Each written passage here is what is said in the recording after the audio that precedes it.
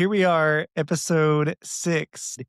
Caitlin and I are back, and we're excited to be back with you guys. We are talking about a very detailed subject today with antidepressants, and we've got a lot of information. In fact, we even have a PowerPoint that we can share while we're talking along. So if you're just listening in, you'll miss out on that. So check it out on YouTube if you are interested in seeing the PowerPoint being progressed right along as Caitlin and I talk about it. But antidepressants are a huge thing in long-term care. In fact, there's over 40% of the population are on them. Um, I think it's not a far stretch to understand why they're on those. A lot of times, I don't know, Caitlin, if you had these discussions, but a lot of times when I was talking with nursing staff and other people in long term care facilities, they would just say, well, why are there so many residents on antidepressants? And I think a lot of it, number one, depression is prevalent in our society, for one. But then, two, imagine going from your home and being moved somewhere else. And it's going to take adjusting to that new setting. And some of these people were living maybe by themselves or with their family. Now they're living with an entire facility of people. And so I can imagine it being, I can empathize, I guess is the best word there, that it would be rather challenging. So I think it's really fitting that we spend quite a while to talk about antidepressants, the pros, the cons, the good, the bad, and we've got a ton of information to go through. So, Caitlin, comment on anything you want while I pull up the Pull presentation. up the information. Yeah, while Our I pull cheat up the sheets. information. Yeah, pull up the cheat sheet. Yeah. Another common reason I think I've run into with just being in the nursing homes, outside of like the change of their environment from going home to going into a facility, is also the change in their bodies and the decline. And it's not uncommon that we see in the long-term care setting that a lot of their disease states are not controlled, or they're in the most advanced stages of the disease. And that can definitely cause some psychological, you know, depression and, thoughts of like, man, just the things we on a day to day can do, they can't do. So, they don't get to get up and walk into the kitchen and make their food. It's delivered to them in the bed, or they have Right. to ask assistants to go to the bathroom. They lose some of that independence. And that's upsetting. And they're in a stage of their life where that is their day to day reality. And sometimes coping with that reality can be difficult. Yeah, absolutely. That's so well said. This is the first time we're doing this, so you guys are Yes. getting to learn with us. So we got tons of information here. Not going to read through those that we're going to be looking at. So depression, I think it's important to understand that depression is more than just feeling sad. But before we get to that, if you're looking for a definition of depression, it's basically a medical illness that negatively affects how you feel. It can give you feelings of sadness or loss of interest in things. It can lead to a variety of emotional and physical problems.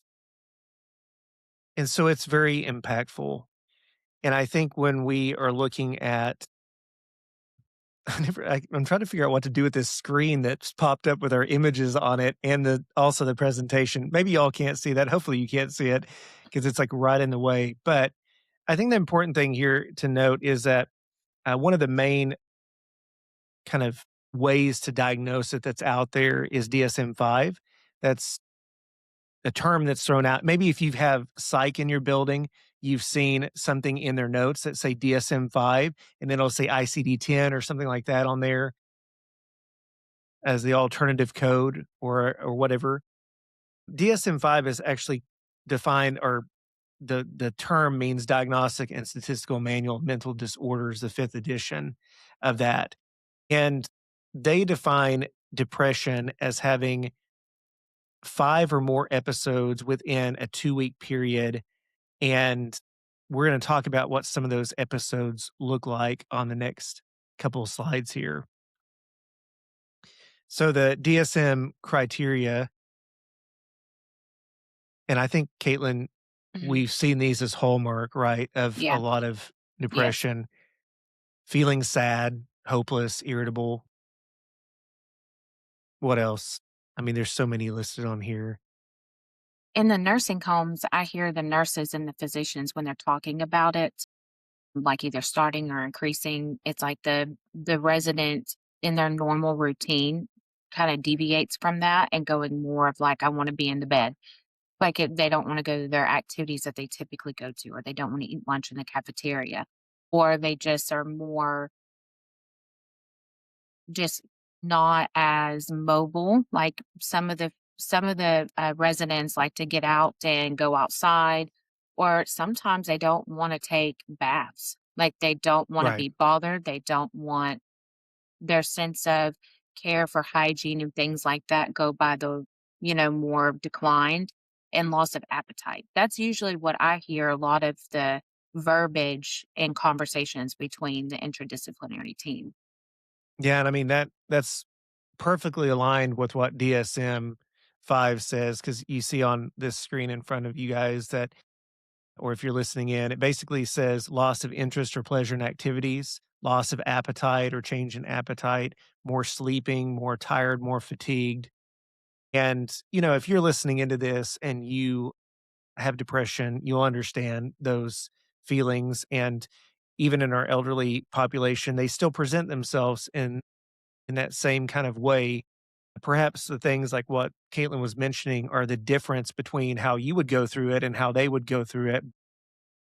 Still very important for us to understand what some of the hallmark criteria are for diagnosing depression in all people, all populations. So this is one that you guys are very familiar with if you're in long-term care, and that's ICD-10 and ICD-11. Use that here in the US and the long-term care system primarily for our diagnosis and diagnostic classification, I guess is the best way to say it. And when you look at ICD-10, which was developed by the World Health Organization, it defines depression as a depressed mood or loss of pleasure. A depressed disorder should have been diagnosed by individuals who have experienced a manic or mixed or hypomanic episode. They shouldn't be diagnosed with depression because that's more along the lines of bipolar disorder. So they kind of distinguish the different psychological conditions there in their diagnosis or in their criteria. But it's very similar still to DSM-5, I feel like, with how they look at this. And then here's all the ICD-10 codes. There's a ton of them. There's like all the way from a single episode of mild, moderate to severe to a recurrent, and then several other types of ICD-10 codes related just to depression. So if you're in the long-term care industry, you're working in a long-term care facility, these will probably be very familiar with you because when you're putting in that antidepressant, say you're putting in an SSRI and you go to tie an ICD-10 code to it, these are the ones that are going to pop up that you're likely to see. And these are the ones that classify that person as having major depressive disorder and characterizing how, if it's recurrent, et cetera. ICD-11, which is the Mhm. newer updated version, here's all the codes for it. So again, tons of codes on Yeah. there. Making sure you pick the right one can be challenging for sure. And that's where our psychiatry friends can come in and help out with determining what's the best appropriate diagnosis for them. So I think with anything, statistics are powerful in my mind. Right? There's just something about numbers that when you hear the percentages of things, it just really kind of sinks in. And I don't know if I'm the weird one that likes it that way, that information presented that way, but I think this is really important to understand the epidemiology of depression. And we have some long-term care statistics at the end there. Just looking at depression as a whole Mhm. is the most common mental disorder in existence. And the prevalence there, 280 million people in the US or worldwide, I mean, 21 million in the US, and that was back in 2021. That number's probably likely gone up. Um, Over 700,000 deaths worldwide. almost 50,000 in the US. You got some gender breakdowns there, higher in women than men. Um, and then worldwide, 60 plus years old, 5.7% of all people worldwide have depression. And then looking at the US 50 plus, pretty similar, 4.5%, 4 to 5%, somewhere in that range. And then there's the breakdown of race and ethnicity there. Um, and then we come over to the treatment statistics in the US, and 61% reported with uh, major depression received treatment, which I think is really interesting. But also look down at the third point there. And if you're listening in, the third point says 13.9% of adults took prescription medications for depression. So adherence and things like that are important as well. And then we get to our favorite long-term care, which is that was all freebies. That was all stuff for you guys that you didn't pay for any of this. You're just getting it for free anyways. But that was another freebie of just random statistics that are around the world, which I think are impactful and helpful for us understanding what we are interacting with and how the environment that we live in. But in long-term care, anywhere between 10 and almost 50%, 42% of nursing home residents experience depression.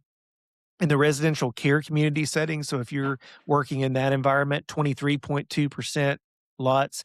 And then if you look at Casper data from back in 2024, I haven't seen 2025 yet, but 2024, around 48% or so in this setting having a depression diagnosis. And I think that should just kind of sink in just a little bit, that almost half of the population in the homes that you're servicing could likely have depression. And I think that's why we wanted to spend a lot more time. We put a lot more effort into this one today to try to, educate and help as much as we possibly can. There's a lot of nerdy pharmacy stuff in here that we'll try to avoid too much of that to opt in on some of the other things, but we wanted to kind of spend some more time because this is such an important topic. Yeah. All right, types of depression. The biggest one that we see, major depressive disorder, obviously. And then there's a slew of other ones that are out there: persistent depressive episodes, disruptive mood dysregulation disorder, all sorts of things. But the ones that we primarily see in our setting is going to be major depressive disorder.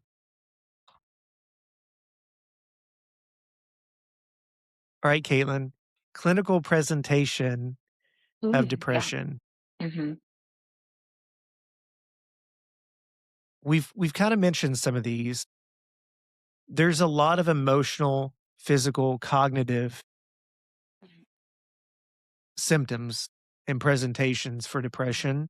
Mhm. If you look at the breakdown there, and why I think this is so important is you think of your residents that you're taking care of, and you will see, okay, for example, that person with depression may also have anxiety. And that's a common kind of emotional symptom that we see, that feeling of sadness or hopelessness. But even things like, I mean, Caitlin, you mentioned this on the Yeah. loss of interest Yeah. in activities or hobbies. We see that absolutely in the long-term care space. But look at the bottom one there, feelings of irritability, Mhm. frustration, Yeah. restlessness. Um, yeah, I just think that's important to understand that we're taking care of human beings, right? And these sweet elderly patients that we have in our setting, if they do have depression, which statistics say that about half do, that irritability, that frustration, things like that may be a presentation of their depression. And so sometimes it's really, you just might go, oh my goodness, there's such a mean person or whatever. And that may be true. I mean, we're talking about humans here, but there may very well be some type of clinical reason why that's also presenting as more common for that person. And then you get to like the fatigue and the sleep, GI issues, things like that are more the Mhm. physical symptoms. And then cognitive is a big one.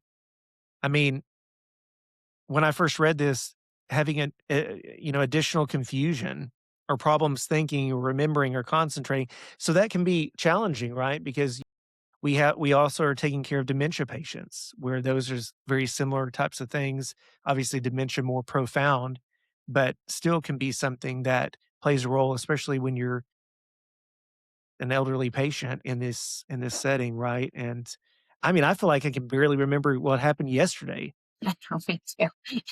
It's a blur. It's a blur, and then you It's a got kids complete and all blur. that. Yes, Yeah. and all this snow, Oh, yeah. and they're at Yeah, we haven't home, even talked about that. I mean, I don't know oh, where you yeah. guys are listening in from, but Texas, where I live, got hammered with not it looked pretty like snow, but it was just sleet and ice, and Mm. we were shut down all week with the kids at home. It was wonderful. Kids are such a joy. Yeah, they are. But man, are we ready for them to be back in school, right? Yeah. Bless our teachers out there. But yeah, I mean, this is really kind of interesting to me when you look at the presentation of depression, and it's so much more involved than I think just that feelings of like sadness, Crying or sadness. Yep, it is. right? Yeah, and so it's very important that we understand that because in this setting, it can be really easy. There's just so many things that people can have, and knowing that there's a condition that does mirror certain aspects of other conditions or contains aspects of other conditions as well is really important when we're treating residents appropriately. Yep. I find this really interesting. I don't know about you, Caitlin, This is really interesting. but It's super important though, because yeah, I mean, for those that are listening in, this slide talks about the medical conditions that mirror depression. So, looking at these, Caitlin, you take the first one there on neurologic conditions and tell okay, the listeners about that one. epilepsy, which I'm surprised by that. Yeah, I am too. I guess that kind of makes sense. I can see it now that it's mentioned, but I'm surprised by that one. Mhm. MS, Alzheimer's, Parkinson's, cerebrovascular disease, and traumatic brain injury. And I think, yeah, keep going. Yeah, so I think that that's really interesting, because I don't know about everybody else, but I have a lot of residents that have those conditions. A lot. And you would think that they're more of rare conditions like epilepsy and traumatic Yeah, brain injury that maybe you wouldn't see as many people in your homes with that, but I actually see quite a bit. And so that's very useful for me to kind of keep in the back of my mind that, hey, when I see these, like, and if I see any symptoms or other medications being prescribed, like maybe anxiety, maybe it's presenting like anxiety, but it's really depression. That's good for me to know. yeah. And the conditions listed on here have aspects that are mirroring depression. And so I think it's not going to be that everything that we read off on here exactly mirrors depression. It's going to Right. mirror certain aspects of depression, which I think is a really important distinction. But yeah, I mean, Mhm. the fact that when you think of cardiovascular conditions, I mean, Heart what? failure? Yeah, heart failure Heart is, I failure. mean, how many residents do we have with heart failure? I mean, Yeah, obviously, almost everybody. cardiomyopathy, I mean, That's almost perhaps. everybody. Yeah. And, For me. and, right, in this setting for sure. Ischemic heart disease, yeah, lots of residents there. Yeah. And then there's all the other conditions like HIV and AIDS, Mhm. neurosyphilis, Diabetes. hypothyroidism. I think that's very important to remember that the thyroid Yep. plays a gigantic role in a lot of these psychological conditions. It And does. yeah, huge role there. Mhm. Diabetes, vitamin deficiencies. So, the take home message here, I think, for those that are listening in, and if you work in the long term care space, is that there are a lot of conditions out there that perhaps might mirror depression. The person might not have depression, Right. but those conditions mirror that. and it's very important for us to make that recognition or have that recognition. Okay, so assessing depression in this population, lots of different scales out there. The ones that you guys are going to be most familiar with because it's on the MDS is PHQ-9. And that is a patient health questionnaire. It's actually a part of the MDS. There are some other ones that are out there, like the GDS is the other big one, and we don't see that very often. I have seen some of these other ones, but the GDS is the Geriatric Depression Scale, pretty cool scale as well. And things like the Hamilton Depression Scale, I've seen that at times in the Cornell scale for depression in dementia, especially. That's one that if you have sometimes when you have like a psych group servicing your home, sometimes you'll see if that person has dementia as well, that they might do the Cornell scale for depression. And so there's just a lot of different ones out there. I mean, 2, 4, 6, 8, 10, 12, 13, 14, like 15 different ways to assess depression. But the common one that you guys are going to see most is the PHQ-9 score. That's the one And I it's see. actually, yeah. And Caitlin and I, as pharmacists, we rely on that score so that the scores matter. So make sure Yeah, they it's do. accurate. They do. Please answer them correctly. Please, Please. for all of our benefits and Yeah. the residents' benefits, answer it as accurately as you can because we look at that and there's actually that scale, whether whatever the number is that it comes out with, that's what we determine how severe their depression is, like where they're at on Mhm. that scale. And so, very important information there. PHQ 2 and 9 were developed by these people here, which I'll butcher their names, but Spitzer Williams Kroenke, I think is how you say it, or Chronicky. Yeah. Kroenke. Clunky. So you do like a study out there and just say Spitzer et al, et al, all these other people. And it was all their colleagues too. It was an educational grant by Pfizer back in 1999 that Oh, wow. developed That's this, which is, interesting. yeah, That's pretty cool. interesting stuff there. Yeah. Um, and what's really neat about this is we talked about DSM-5, the Diagnostic and Statistical Manual for Mental Disorders. It actually aligned DSM-4 criteria for the PHQ-9 scale, 9 of those items on there for that scale. So that's where you get the 9. The PHQ-9 was because of the 9 DSM-4 criteria. Really kind of interesting, I think, too. And then the PHQ-2 was the first 2 items of the PHQ-9 scale. It's very widely used, over 30 languages it's been translated in, and just lots of really cool information there. But it is on the MDS resident assessment, so you guys are likely to see it quite a bit. But now you know a little bit more about the PHQ-9 scale, that you just Yeah. see this random thing on the MDS, and you're like, "Okay, I gotta answer these questions." That's why it was developed by those people, and it has 9 of the DSM-4 criteria on there. We won't talk much about the GDS scale because the geriatric depression scale is another one.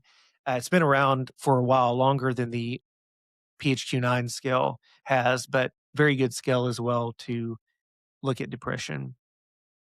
Okay, the bread and butter of why you've got 2 pharmacists on here is to talk about the drugs that are related to depression. And so we're going to kind of take each of these and break them down a little bit more into what we think you guys should know from these. There's lots of stuff. Like we'll take SSRIs first. Like I could bore you guys with how they work, how they're working on serotonin, neuronal uptake, 5-HT receptors, how it has weak effect on norepinephrine or dopamine receptors, how it has little affinity for muscarinic gamma aminobutyric acid, blah, blah, blah, blah, blah. We could go on and on and on from the more pharmacy side of it. But Caitlin and I wanted to spend some time talking about SSRIs and all the other drugs because SSRIs are the number one Yeah. commonly used class in this setting. So, They are the Caitlin, I'll pass backbone. it over to you a little bit for Okay. these. So the most common ones I see used in the facilities under this class, sertraline, Lexapro, Prozac, and paroxetine. Sometimes I see them use citalopram, but I've noticed that we're trying to go away with that because of the QT prolongation. They're very scared with that QT prolongation. There's been some evidence to come out that that's really not a worry unless their QT interval is 500 or more. But it's still in the elderly when you have arrhythmia, AFib. Some of my residents have VTAC or heart failure, that's kind of area for prescribers that they use a lot of caution there. Um, I think these are mainly the most common because they have the more favorable side effect profile. So we see less side effects with these as we do with some of the other antidepressant classes. But there are some notable side effects to definitely be watchful for. One of the biggest ones that I see is falls. They are linked to falls, especially in the first, few weeks of starting it, which we know it takes a few weeks for these drugs to affect the mood and actually regulate what we're treating. But the side effects don't take a few weeks. They're more on the front end. And then as doses are increased, we also have to rewatch, and evaluate when that happens. So falls, dizziness, being dizzy from laying down to sitting up really quickly or sitting to standing really quickly. Also, drug interactions. There are some drug interactions with fluoxetine and paroxetine that's pretty notable to just kind of watch out for. And paroxetine has anticholinergic effects, Yeah. which is interesting. I didn't know that until the beers put that on there. Yeah. So, Same. I mean, I don't see it used a whole lot, and I typically will see more side effects with paroxetine, but I did not know that. So that's a very interesting fact for us to just kind of put in our back pockets on that one. Yeah. And for y'all listening in, the Beers criteria is a list of medications that are potentially inappropriate in the elderly population. We've mentioned this before on the high risk meds. Um, and I just noticed I put a typo on that screen there. It says Celexa. It's supposed to be Celexa. So ignore that if you're watching in on that. I've got a little lax evidently on that. The SSRIs are actually on the Beers criteria, a Beers list, because of SIADH, that's basically the syndrome of inappropriate antidiuretic hormone or hyponatremia. They're on there for that, so you're supposed to monitor sodium levels, but also paroxetine is listed on there as an anticholinergic as well. So very interesting stuff. Now, if Mhm. like every drug known to man's on the Beers list, I feel like Yes, so, it is. but it is important to know that they could be potentially inappropriate. And so that's where the PHQ-9 scale, that's where the clinical presentation, Yes. their behaviors, Yes. side effect monitoring, all that stuff is very important Yeah. as we kind of weigh their necessity for your resident population. And In case you're wondering what we look at. feel like with this class too, or really quite honestly, with any class in treating depression, I don't know if it's a tolerance, but there seems to be like there will be like a plateau. The resident will have, some side effects or, a setback in their disease state in the depression. And you will see those doses go up.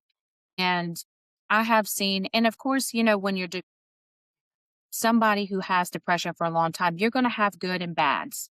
I don't see that disease state always being the same. There's just a lot of factors that go into how you feel. And so, with dose increases over time, and by the time they get in the nursing home, a lot of times they're on super high doses of these medications. Sometimes I see them outside the FDA um, approved dosing, max dosing, Yeah. daily dose. I've seen Zoloft like 300 milligrams. And I think that's one of the big roles of us coming in too, is we don't want to see an exacerbation of this disease state. Nobody wants to see that.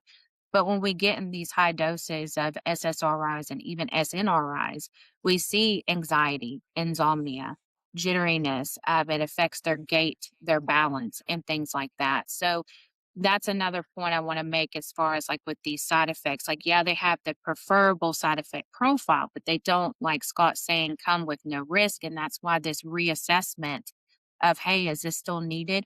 And it might be needed, but maybe it may be a little bit of a lower dose. That's more of their baseline. And then as they have exacerbations, you go up and then reassess to come back down. That's exactly right. And so we move on to the next big class that we see in this setting, and that's our SNRIs. That basically is abbreviation standing for serotonin and norepinephrine reuptake inhibitors. Hmm. So fancy wording there, but basically that's just another mechanism of action that work for these meds and they control depression by those two neurotransmitter reuptake inhibitions. And when we see this class of meds, the common ones that we probably see or that you guys see most often in long-term care in the facilities are normally going to be venlafaxine or Effexor and Cymbalta or duloxetine. The things that are common, like we see Cymbalta quite a bit. Duloxetine can't be crushed, and so that's a big Yep. one right there. Another brand of drug out there or another variation of the dosage formulation out there to allow for you to open it. And we won't mention any more than that on this, but that exists. And so these are very common as well. They do have a lot of other advantages on top of the depression side because they can help with neuropathic pain. In fact, you might have seen Cymbalta prescribed for that very use of neuropathic pain. And so they can be good in a resident that does have neuropathic pain and depression together because it can help with both of those. Now, the concerns with these, you see some of the side effects there with orthostatic hypotension and GI symptoms, anxiety, et cetera. But some of the concerns that we see are with blood pressure. At times, we'll see blood pressure elevation with these drugs. They can have a withdrawal if they're stopped abruptly, so you Yeah. have to taper them off, and kinda like what Caitlin was saying, you're gonna work the dose up, and it's gonna take weeks to take effect anyway, Mhm. so you wanna go it's just like the general rule for elderly, start low, go slow. It's gonna take a while to get up to that dose, it's gonna take a while to come back off, you don't wanna abruptly discontinue it, and one of the other big ones is renal function, because in this group of drugs, especially things like duloxetine or Cymbalta, it's not to be used for creatinine clearance less than 30. Yeah. So knowing that your residents, if they have renal issues, then this might not be the best drug for them in this setting. So that is our SNRIs. Mhm. The next class is very interesting. We used to see these more often years ago, and these are monoamine oxidase inhibitors or MAOIs. They're not used as often. In fact, I was Mm, looking at this list. I don't think I have anybody on I those haven't at all. no, I mean, I've seen acetylcholine before, phenelzine, um, Parnate, and some of those, but it's been years since I've seen them Yeah. used routinely. There's a lot of side effects with these, Yeah. y'all, and that's probably one of the biggest things. You can Mhm. see it there on the screen: dry mouth, nausea, diarrhea, constipation, headache, dizziness. Not a lot of those are gonna be great for this population of our elderly patients. And then they had that weird thing where you had to avoid food that had high levels of tyramine in it. Yeah. But monoamine oxidase inhibitors had a lot of drug interactions too, and that was one of the other main reasons that they were pulled or not pulled, but most people just don't use them as much. They were very effective. The monoamine oxidase inhibitors were very, very effective, but it was the first type of antidepressant developed, and so we've gotten better with the side effect profiles, we've gotten better with the selectivity of the drug and or drugs that are out now, and so we don't see as much of the issues with the interactions, as issues with the side effects of them, etcetera. And I guess if you were to say, okay, I saw somebody on one of those, then you have to, again, watch out for the type of foods that they're eating because anything with tyramine or tryptophan, as for a matter of fact, as well, would not be a good. a thing for these residents if you have one on MAOI. And then the other thing too is blood pressure. They have a lot of blood pressure issues with them as well. And so that's our MAOIs. We won't spend much more time on that because they are not seen anywhere near as much as our other classes that we're going to talk about today. Tricyclics, Yes. huge one. Probably, I was trying to look down this list. We used to see amitriptyline a ton. Still see nortriptyline used from time to time. That's Pamelor. Doxepin is used quite a bit still. I saw somebody on disepramine the other day, which is norpamine. Oh, that's it. Um, and those are the ones that I have seen. I mean, Caitlin, have you seen any other ones on that list? I personally see amitriptyline. If I see one, it's typically that one, and they're using it for pain. Right, Yeah, right. that's what I've seen. Yeah, not as often used in Yeah. this population for depression as much Mhm. as for some off-label use. Yeah. But TCAs, tricyclic antidepressants, important to still know about, regardless of the fact of whether or not you see them a ton or you don't see them a ton. Some of the side effects that are notable about these are that orthostatic hypotension. You'll see that with several of these. I think you mentioned that a minute ago, Kayla, when you were talking about, Yeah. laying down and getting up and having issues there. But that's a big one. Dry mouth, constipation, dizziness. Again, all of these drugs have their place, but they don't come without their own side effect profile. So this is a reminder, so to speak, to monitor behaviors, side effects, so that you can see how well it's working, or if perhaps they're actually experiencing a side effect and they may need an alternative agent Mhm. instead to try to minimize that. But any other thoughts there on tricyclics, Caitlin, that we wanted to mention? I have had a patient, and maybe it's just something to kind of watch for, like with the side effects that come specifically with these classes, like this one in particular, the dry mouth and the constipation and the urinary retention. I had a resident on this for depression. She came in on it. She's always been on it. So they're very reluctant to DC it. But since she's been in the home, they're having to put on medications that kind of suggest that she's suffering for some of these side effects like the dry mouth. Now she has like a wash because of the dry mouth. The constipation, she's recently had the Miralax added. And then also the urinary retention, so increasing urinary tract infections because she's not releasing all of, the urine and things of that nature. Just kinda I think you can use the side effects to guide you through some of the other medications that have been added on that is specific to these different classes to help you deviate if they are suffering any side effects. Right, and that helps along with our Mm, de-prescribing as well. yeah, Because again, we want to get the residents on the least amount of medications, best quality of life, all that kind of stuff. So if we're adding on a medication, then having to add other ones to treat side effects, there needs to be a big discussion on whether or not that's the best course of action for them. Sometimes it's unavoidable. Sometimes it is the best course of action for a resident. But yeah, always keeping that in the back of our minds of could we potentially use a different agent like Caitlin was saying? Or atypicals. Um, this is a huge class because we see a bunch of these used. The first one, though, Wellbutrin, has been used for years and years and years.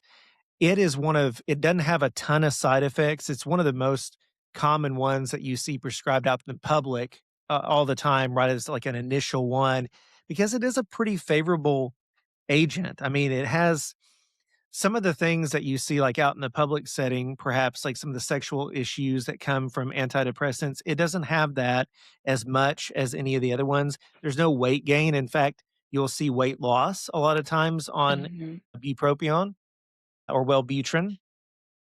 And it was also used as well for smoking cessation. So that was yeah, another big use of Wellbutrin, still is a big use of Wellbutrin. Does have some side effects. Um, Very interesting kind of medication. Uh, I will say this because I take Wellbutrin, so I mean I'll disclose this. Like one of the things that I experienced that has tremor there as a side effect, I had an eye twitch thing, and once I got used to the drug, it went away. And I actually looked it up online, and there's a bunch of reports about it. So there's some weird kind of side Yeah. effects of the drug, but very effective medication. And it's again a very common one that we see out in the public setting. Now, in Hmm. long term care, there's a couple of things that I think we need to be considerate of with Wellbutrin. Obviously, if somebody has a seizure risk, Yeah. not necessarily a great drug to go with because of the tremors issues that we see there. Anxiety, it can actually worsen anxiety, Yeah. which some of the other ones can help with anxiety or can kind of help with overall depression, which may lower the anxiety, but this one can actually worsen it. It can potentially increase blood pressure, so you want to monitor blood pressure really well. The jitteriness of Wellbutrin is something that people comment on, I and hear that a lot with this yeah, drug sometimes. Yeah. it, Like they it's crawl. Some people I've heard say sensation of wanting to crawl out of my skin, kind of, yeah, when they go in high it really doses. does. Yeah. Yeah, Sometimes it does. Yeah. it really does. Like when you get up to like the 300 XL or whatever, it does make you kind of feel Yeah. weird, like you want to crawl out of your skin. And so, from personal experience, I can attest to that for sure. And then it does require some renal considerations as well. Hmm. But overall, as a drug, I mean, taking those kinds of cons aside and pros, it's a really pretty good medication It is.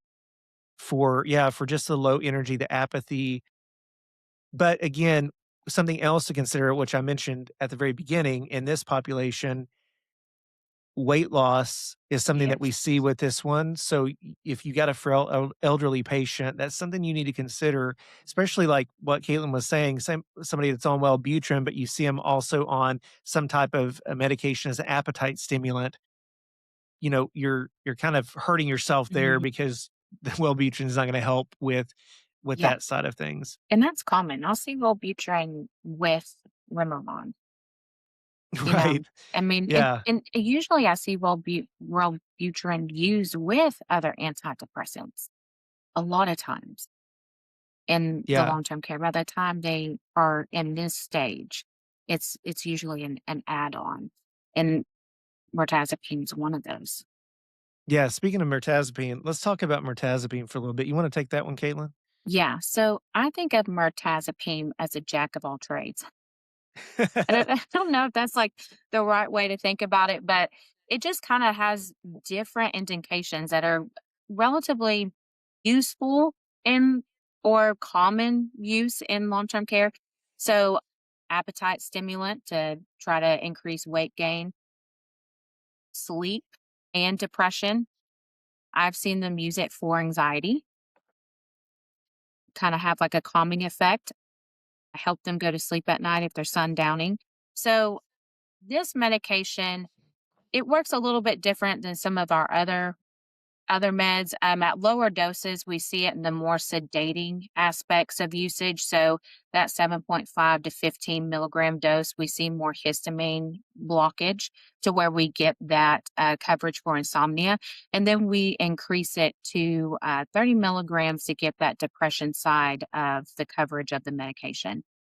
Some concerns with this medication, obviously, with it being used for insomnia, would be daytime sedation. So, if they increase it up to a 15, we might just want to make sure that we don't have, some prolonged sleeping during the daytime. That may not be the right dose. That's just something to kind of look out for. And then also increase of risk fall because it is sedative and it does hit that histamine. So those are things that I always warn, like, hey, if we're starting this or we're going up on the dose, we just really need to be watching that. And then also sometimes where weight gain may not be appropriate. There are some patients, like some of my diabetic patients, that use this at 15 milligrams for depression.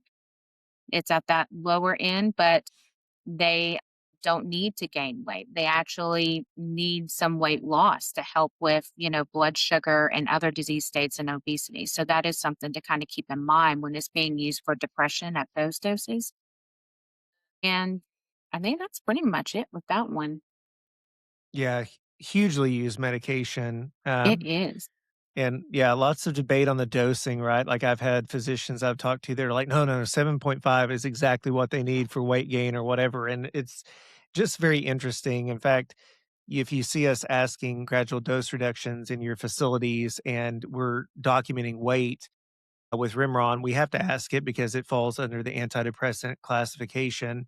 And that's oftentimes what it can be used for. But if they're not gaining weight on it, or it's just maybe not appropriate for them to be on anymore if they've gained enough weight. And so, love those points, Caitlin.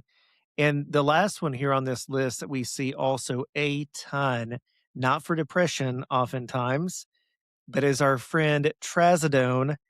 And I mean, let's just be really honest, it's very rarely used for depression anymore. Very rarely. Yeah. The thing that you guys listening in on this are going to know it being used for primarily, even though it's an antidepressant, is sleep. Mhm. It's one that is honestly that could be very well one of its main uses, at least in our setting that we're in. Now, it does have side effects. It doesn't come without its own list of issues, but what we want to be cautious of, just like the other antidepressants we talked about up to this point, is orthostatic hypotension, which is not a positive thing. Falls is something it does have sedation. So again, if they take the medication and get up and they're not really aware of all that's going on, they could easily fall from it. And if they have chronic insomnia, there's not a lot of evidence out there as to utilization of this for chronic insomnia. We know that it is used, we know that it does work, but if they are using it in your facilities for sleep, then something you might want to consider is well, how well are they sleeping with this? How many hours are they sleeping? I know sometimes that's really hard to track, but just making sure that the medication is actually being useful for that patient because it doesn't come without its own side effects. And even low dose, which I see a lot of like 150 used and that kind of dosage range, it doesn't mean low risk. Right.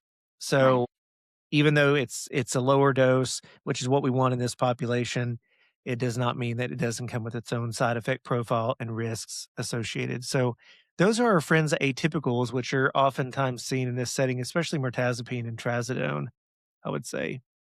Mhm.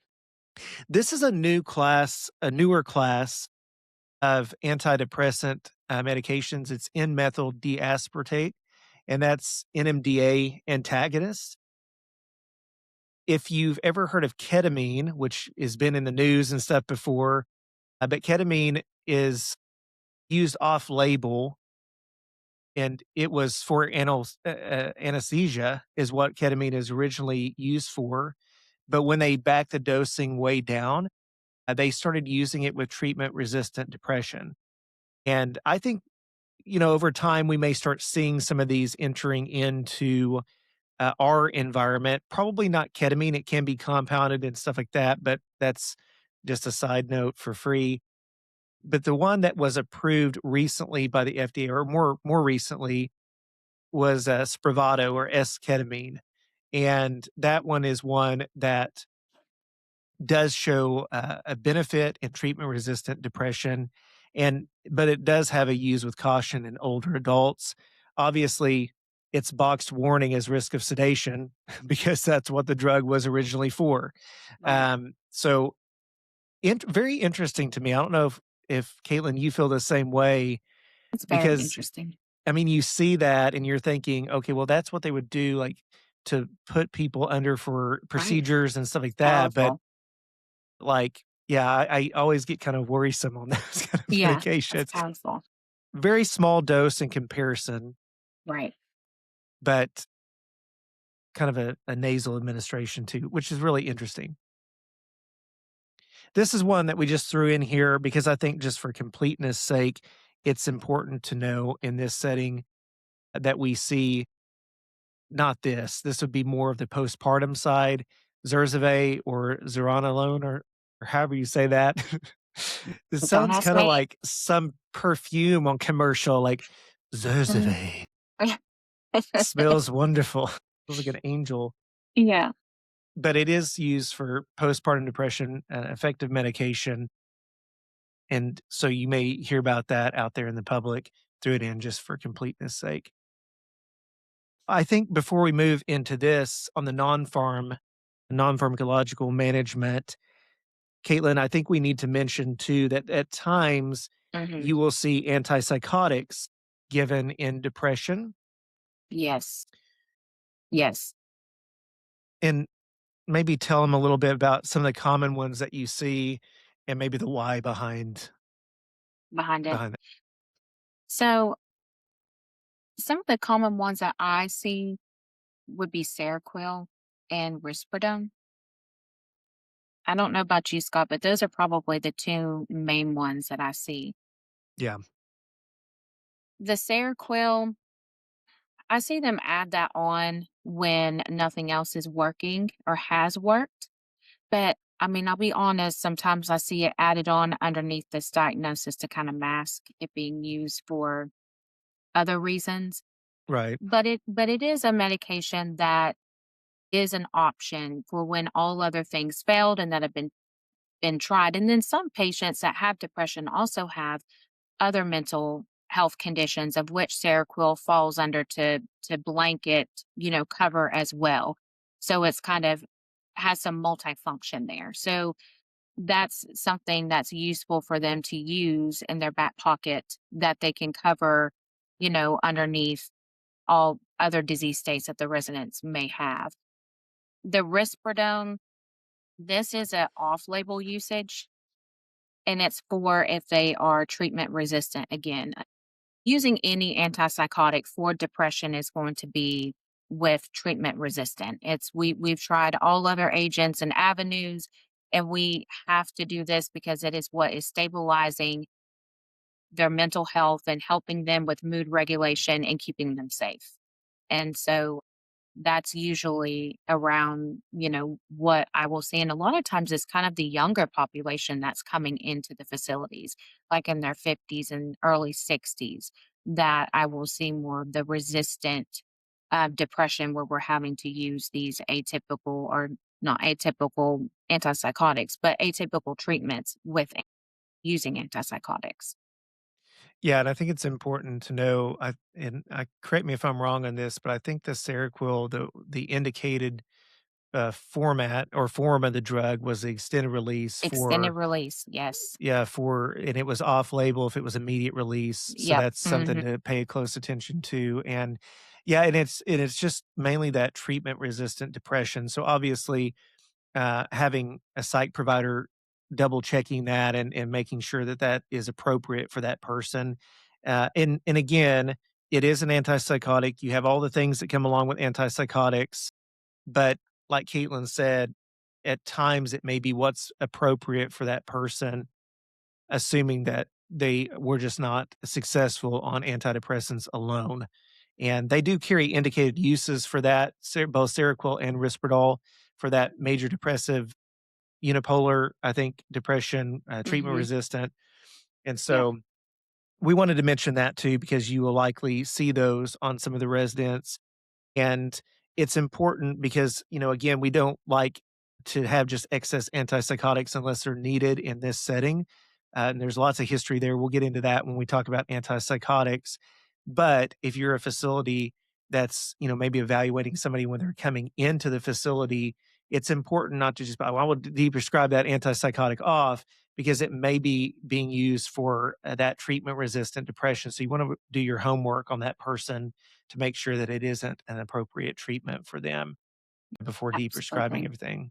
Yeah. And it's So pretty rare, but, you yeah, know don't see it very often. mm-mm. Maybe one patient or two out there in a facility or something might have it, or even less than that. So we talk about non-pharmacologic management. So in all these psychological conditions, we want to try some non-pharm management. And it's important even if you are potentially on a medication or whatever, some of these can still have benefit to lower medication amounts. Some of these are very difficult in the long-term care space. We won't really talk about some of the things like transcranial magnetic stimulation, TMS, and stuff like that, that we may or may not see in this setting as much.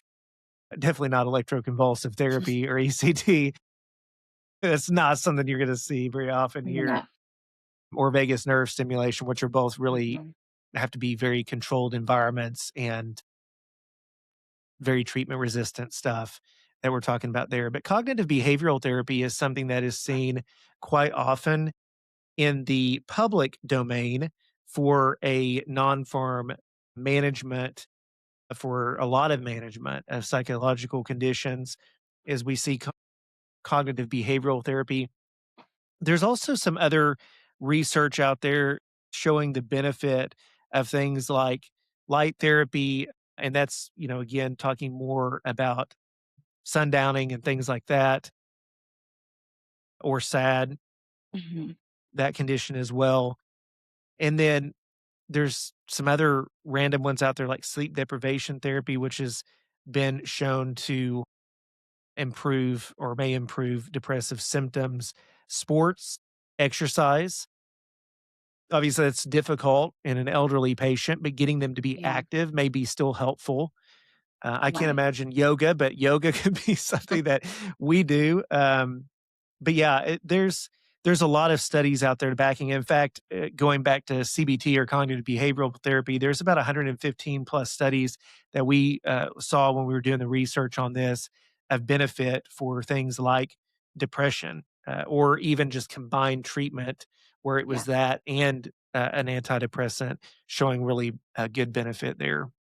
One nursing facility that I have did Yeah, music therapy. music therapy, and that really helped a lot of the residents. And they would also do like music time in the cafeteria where they would just play some of their, like, even on a, on a radio. It didn't have to be live, but just something on a radio where they would play like a certain genre of music, and they let them vote and, kind of get them out and let them socialize and be in a different room. But the music has seemed to help a lot of the residents. I mean, who doesn't like good music? I You know what I know. mean? Yeah. I Um, know. and I didn't do this justice. A minute ago, I mentioned light therapy, and I said SAD, the condition SAD. That's seasonal affective disorder. In case you're wondering what that abbreviation was for, but that's been shown to be helpful there. But yeah, music therapy for Mm. sure is another one that we see being used. Obviously, depression and having comorbid conditions is going to increase the how bad the depression is, how bad all the conditions may be. Common comorbid conditions that we often see along with depression are things like Alzheimer's or Parkinson's, hypertension, COPD, pain. A lot of times, pain Yeah. or diabetes are common comorbid conditions that are used. And depression may be more likely to develop in people with comorbid conditions. So that's important to note there, and that's probably why the prevalence is likely so high Hmm. for this population that we take Right. care of. This is something that I think is interesting because I don't think I really considered this, especially even in the elderly population. Depression and suicide are something that we see obviously out in the public space, but it is something that we want to be aware of that even older adults may have suicidal thoughts. And that's where obviously having psych consults coming in and evaluating them and treating them appropriately is so very important. So, don't want to spend a long time on that, but that's obviously the same kind of concept that we're doing out in the public space with really trying to prevent that from ever happening because that's terrible, a very, very sad, very terrible thing, but we also don't wanna see that in the elderly population either.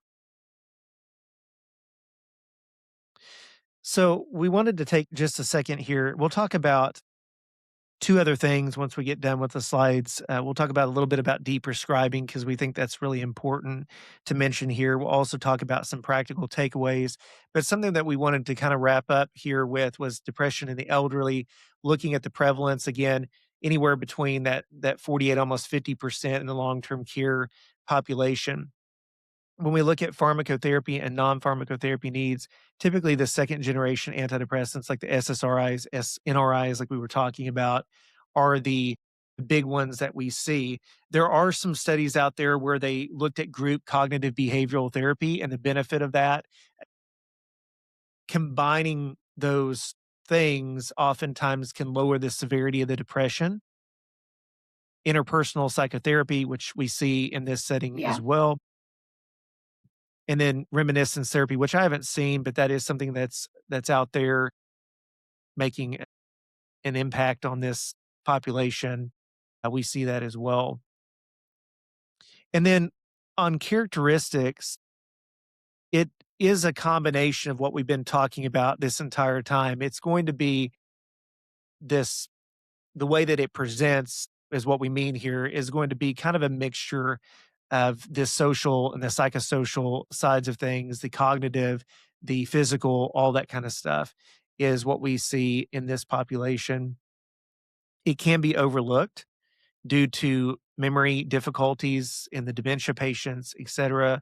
That's why Mhm. there's some skills that are related to dementia residents and making sure that they're appropriate.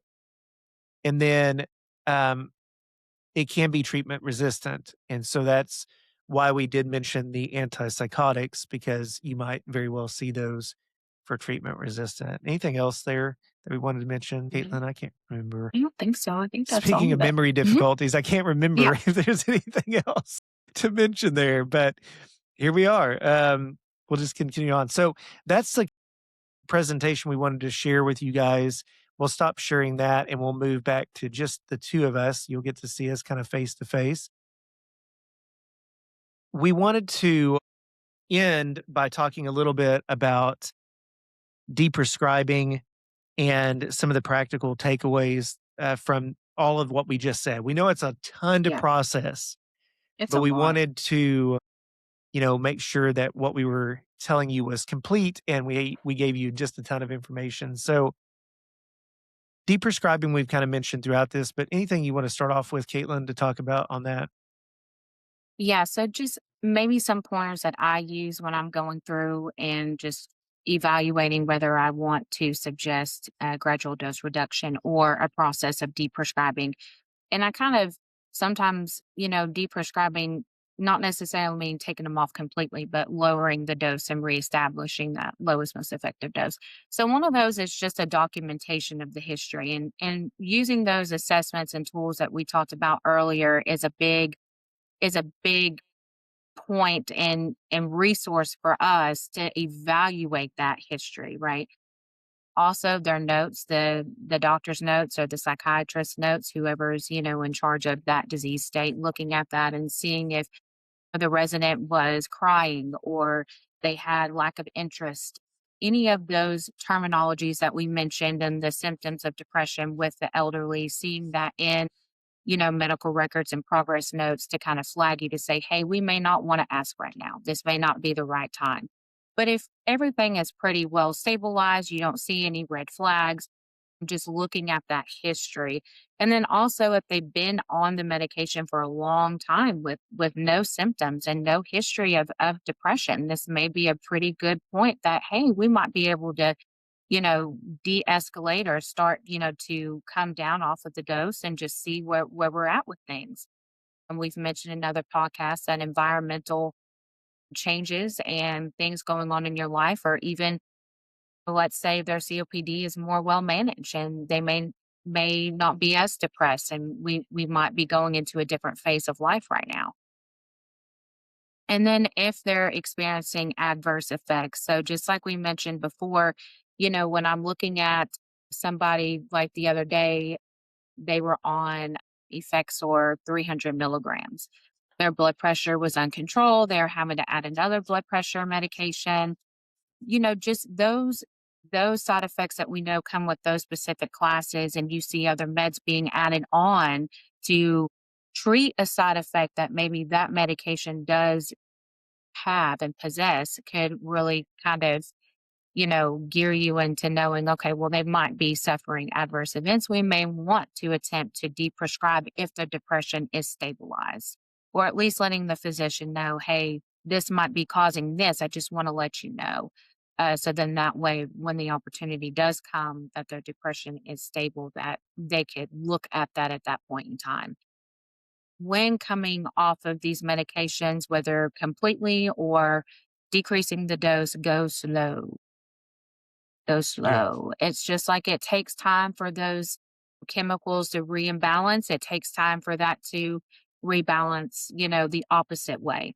So we don't want to cause any discomfort. We don't want them to have side effects of the dose being decreased. That's counterintuitive. We want them to be comfortable and we want success for coming down a lower dose to kind of keep them in a safer range of adverse effects and don't want to mess that opportunity up by coming down too fast. So it is a very important thing when we are asking for dose reductions that they understand that, like, hey, come slow. Like, even if we have to tweak the dosage a little bit, like a 1.5 tab or something kind of odd like that, do what we need to do to keep the residents comfortable.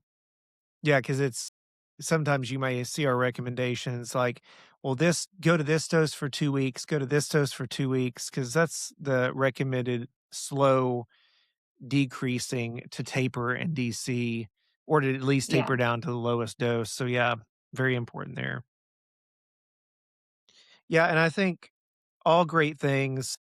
Deprescribing is something that we're always considering in the long-term care environment because these residents are on a lot of meds, and we know that, y'all know that, and we're really just trying to do our best, as we know that y'all are too, to get residents on the lowest doses, the least amount of meds, all those kinds of things. So that's what's really important. Let's talk about just a few practical takeaways from everything that we talked about. Caitlin, take us away on the practical takeaways. Yay. Okay. So So when we're looking at depression, I think one of the first things is always making sure that that link of that antidepressant is a clear indication. Like we are using it for the right reasons. We don't want to expose anybody to medications that don't need them or that it's for the wrong purpose. And then also watch for falls, sodium levels, QT risk. I think that's kind of more the back pocket when you see that citalopram or you see like really high doses and they do have AFib and some other, arrhythmic issues with their heart. But typically that QT, interval has to be pretty extreme for us to really see that risk. But it is something to know and to be watchful for. Like we said, these are patients in the latter end of these disease states. So it's not something that, would not happen. And then also to just be cautious with some of those higher risk medications even in the SSRI class, such as paroxetine and Prozac. And then watch for polypharmacy, adding on medications for side effects of these medications, even though they are more preferable, they don't come with no risk, just like Scott mentioned before. And also just advocating for those non pharmacological interventions. We want to advocate for that anytime that we can. It's what's best for the residents and the nursing staff, too, and the physicians and their additional disease states. Some of these medications are affecting their other disease states that they are having a hard time keeping controlled and, sustaining them for their lifetime.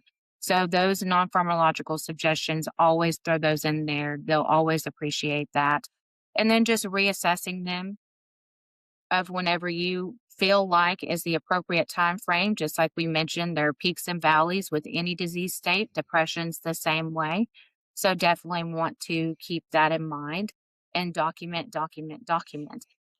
We were talking about this earlier about monitoring orders in the nursing home, and antidepressants, one of those that we really try to advocate for, and a place for them to document whether they're seeing symptoms or no symptoms, or even the side effects, and that they're free of side effects. If we didn't document it, we didn't do it. That's always the rule of thumb I've heard. So, documentation is incredibly important. And it's also how we communicate as a team to each other. We're not the only ones looking at that. Physicians use that, the nursing staff use that, a physical therapist might use that to see if they might be in physical therapy as a non-pharmacological intervention, and they're using that to see if it's working. So documentation is incredibly important. Yeah, and I think those are all fantastic points. And what I will just leave you guys with at the very end, we know this is a lot of information, but we want to partner with you guys as part of your team. And so if you need help with this area of antidepressants, you have questions about antidepressants, that's what we as consultant pharmacists can bring and help you with. So, if we're servicing your facilities and you're listening in on this, please reach out to your consultant pharmacist and let us be a part of that team in evaluating the necessity of these medications, helping be a part of that IDT, that interdisciplinary team, and you just making sure that we're doing what is right for that resident with the lowest dose possible, with the lowest amount of meds possible, and to again improve the quality of life of the remaining years of these long term care residents. And so, with that, we'll sign off of this episode. And we hope to see you guys soon. Again, we don't know what our next episode is going to be on just yet, or did we decide on that? I think we maybe are going to do another high risk med, but Mhm. if we don't, we may change it up. We reserve the right to change it up from that if we so choose. But we hope that you guys found a lot of helpfulness or helpful information from this episode. We know it's a lot of information to process. So re listen to whatever parts you want. We'll try to maybe break it up and put some little like, tags in there for this is where we talk about this, this, and this. So you can go back and re-listen. We'll probably try to do that in the show notes if we can. But we hope this has been helpful, and we hope that you guys have a very blessed day. We'll see you guys next time.